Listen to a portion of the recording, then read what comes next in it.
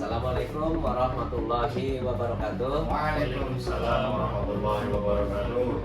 Nah, terima kasih pada bapak-bapak yang berkenan hadir untuk menemani saya dalam sedikit berbagi informasi mengenai intervensi pendidikan inklusif bagi peserta didik penyandang disabilitas dengan hambatan yang selama ini kita duga adalah slow learner. Nah, ini sebagai tugas ulun di tugas 2 didik Brigade 7 untuk presentasi umpan balik dan refleksi. Kemarin ulun dengan Pak Paksi sudah sedikit berbagi informasi tentang 2 literatur ya Pak ya. Ya. Kemarin tentang literatur abu-abu dan tinjauan literatur. Nah sekarang saya mengundang Bapak Irfan. Kenapa? Karena nanti murid yang kita duga slow learner tahun depan akan menjadi muridnya Pak Irfan, supaya sedikit kita berbagi bagaimana sih tentang slow learner tersebut. Nah jadi Bapak-bapak, latar belakang saya mengadakan pertemuan ini adalah yang pertama, setiap anak memiliki hak yang sama untuk memperoleh pendidikan yang layak, termasuk siswa yang mengalami hambatan belajar ringan, yaitu yang kita duga kita itu mengalami ataupun memiliki hambatan slow learner yang sering mengalami kesulitan dalam memahami materi pelajaran dengan kecepatan yang sama seperti teman sebayanya. Nah, jadi dia itu agak berbeda, tidak sama seperti teman-teman mereka dia pada umumnya, sehingga apa, dukungan dan strategi pembelajaran khusus agar dapat mengikuti proses pembelajaran itu sangat diperlukan untuk membuat pembelajaran menjadi optimal bagi dirinya. Kemudian di SD kita itu kita menduga ada satu siswa yang mengalami hambatan slow learner tadi. Selain itu juga ada mengalami speech delay. Nah itu perlu perhatian khusus bagi kita. Namun juga kita tidak boleh menyampingkan siswa-siswa kita yang lain yang reguler seperti itu. Jadi bagaimana keseimbangan itu bisa berjalan antara siswa reguler dengan siswa yang mengalami hambatan pembelajaran. Nah, jadi dalam benak kita itu akan muncul pertanyaan, Pak. Bagaimana sih kemampuan motoriknya? Kemudian bagaimana dukungan sosial untuk membuat dia belajar lebih baik, dan juga strategi praktis untuk pembelajarannya. Nah, yang pertama itu kemampuan motoriknya. Bagaimana karakteristik motorik kasar dan halus pada anak slow learner di lingkungan sekolah kita? Nah, jadi seperti yang sudah disampaikan oleh Pak Paksi kemarin pada pertemuan sebelumnya, bahwa anak kita ini mengalami hambatan belajar, yaitu lambat ya Pak ya? Lambat. Kalau siswa lain itu sudah membaca, sudah mengenal huruf, tapi Ananda yang satu ini dia belum bisa mengenal huruf. Bahkan proses pembelajarannya pun berbeda dari yang lain. Yang lain sudah lancar menulis, dia hanya menebali huruf seperti itu ya Pak ya. Nah, jadi kemampuan motoriknya itu sangat penting kita ketahui agar nantinya kita bisa memberikan pelayanan yang sesuai dengan kemampuannya. Lalu bagaimana dengan dukungan sosial? Dukungan sosial itu bisa didapatnya dari keluarga, kemudian dari gurunya, dari teman-temannya. Nah, bagaimana pengaruh dukungan sosial tersebut kepada kemampuan sosialisasinya? Nah, bagaimana dia berinteraksi dengan teman-teman itu sangat penting agar nantinya tidak ada sistem bully di sekolah, tidak ada sistem diskriminasi di sekolah. Jadi di sekolah itu antara anak penyandang disabilitas dengan anak yang reguler itu sama seperti itu. Dan yang terakhir adalah strategi praktis. Bagaimana nantinya intervensi ataupun pengaruh kita memberikan pengaruh yang paling efektif untuk guru dalam memfasilitasi pembelajaran yang inklusif. Nah, kebetulan di sini wali kelasnya adalah Pak Paksi dan calon wali kelasnya nanti adalah Pak Irfan. Nah, nanti bagaimana bukan dia memberikan dampak, memberikan pengetahuan kepada dia agar dia itu mau belajar. Nah, karena selama ini dia belajar memang sekehendak dia, memang seperti itulah anak disabilitas, dia tidak bisa dikerasi, tapi kita ikuti bagaimana proses dia belajar supaya mau untuk mengikuti pembelajaran.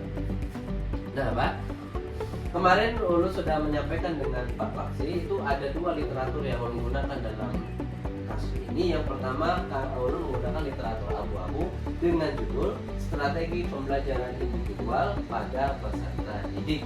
Itu yang ditulis oleh mahasiswa Universitas Halu Oleo. Itu ada beberapa mahasiswa yang menulis bagaimana sih strategi pembelajaran untuk siswa berkebutuhan khusus dengan hambatan pembelajaran slow learner. Yang kedua, saya gunakan tinjauan literatur yang mana ditulis oleh Anggi Anggraini dari program studi psikologi Fakultas Sosial dari Humaniora Universitas Muhammadiyah Bandung. Beliau menulis dengan judul Individual Educational Program for Slow Learner. Di situ dijelaskan dengan rinci bagaimana program ataupun pendidikan bagi siswa slow learner sesuai dengan kebutuhannya. Nah, lalu diadakanlah tes crack, di mana tes crack ini membuktikan bahwa artikel yang ulun gunakan itu masih layak atau tidak digunakan. Nah, tes crack ini mencakup ada currency. Currency itu adalah artikel itu diproduksi pada tahun berapa, masih layak digunakan atau tidak. Karena tinjauan pustaka itu biasanya 5 tahun sebelum itu bisa digunakan. Kalau di bawah itu artinya sudah tidak layak. Nah, di sini artikel yang digunakan itu masih di tahun 2025, artinya masih layak untuk digunakan. Kemudian authority-nya bagaimana? Diterbitkannya itu bagaimana? Berizin atau tidak? Ternyata diterbitkan formal dan berizin dengan nomor ISSN-nya itu dalam jurnal akademis. Yang terakhir, akurasi. Bagaimana bukti dikumpulkan itu? Apakah subjektif atau objektif? Dan mereka mengumpulkan data itu berdasarkan observasi lapangan secara objektif. Nah, langsung dan tinjauan sistematis data sebenarnya. Selanjutnya, Pak, di dalam artikel yang ulun gunakan itu ada ditemukan bukti penelitian. Yang pertama, jadi dalam artikel itu ada pemberian motivasi.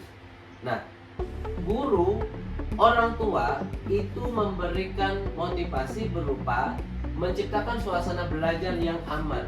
Nah, karena siswa dengan hambatan pembelajaran slow learner ini, mereka perlu situasi pembelajaran itu yang nyaman, tenang. Nah, makanya guru dan orang tua itu harus menciptakan itu agar apa? Dapat meningkatkan rasa percaya diri dia dalam belajar. Selanjutnya yang kedua, perhatian secara individual. Kita sebagai gurunya nanti bagaimana? Mengabaikan dia atau tidak dalam pembelajaran itu. Apabila kita tidak memperhatikan secara individual, otomatis dia akan tersisihkan. Yang ketiga, mengembangkan kepercayaan diri. Nah, nanti tugas kita adalah membuat dia yakin dengan dirinya bahwa dia itu mampu untuk belajar seperti rekan-rekannya atau teman-teman yang lain. Yang keempat, membiasakan menyelesaikan tugas dengan baik. Orang tua dan guru perlu membantu agar dia bisa menyelesaikannya. Nih, tugas kita. Mendampingi dia, membantu dia agar tugas-tugasnya selesai. Dan yang terakhir, pengulangan pengajaran. Seperti yang kita ketahui, siswa dengan hambatan pembelajaran slow learner ini memerlukan pengulangan dalam pembelajaran. Dia tidak bisa sekali instruksi langsung mendapat, namun diulang supaya mudah dimengerti. Nah, seperti itu, Pak. Lalu apa dampaknya dari artikel yang ulun baca tadi? Yaitu jika 5 strategi tadi dijalankan dengan konsisten oleh orang tua dan guru, maka pembelajaran siswa slow learner akan menjadi lebih efektif dan membantu mereka mencapai hasil belajar yang optimal, tentunya sesuai dengan kemampuannya. Walaupun berbeda dari teman-teman yang reguler, tapi apabila sudah dia mampu mengerjakan apa yang kita berikan, itu sudah optimal. Ingat, intervensi berbasis bukti adalah kunci keberhasilan siswa slow learner di kelas yang inklusif. Nah, itu Pak, itu saja mungkin yang dapat saya sampaikan. Penutup nih, sebagai akhir dari pertemuan kita, ada sebuah kutipan yang ulun ambil dari artikel, yaitu setiap anak memiliki keunikan dan belajar dengan kecepatannya masing-masing, dan itu tidak mengurangi hambatannya mereka.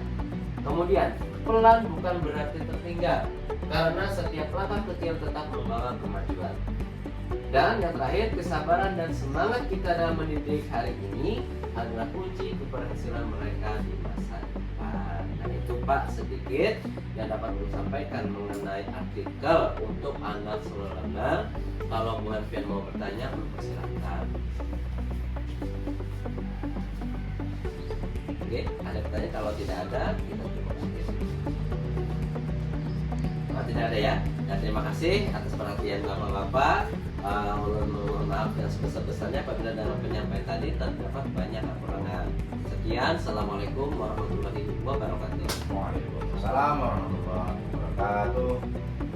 Terima kasih Pak.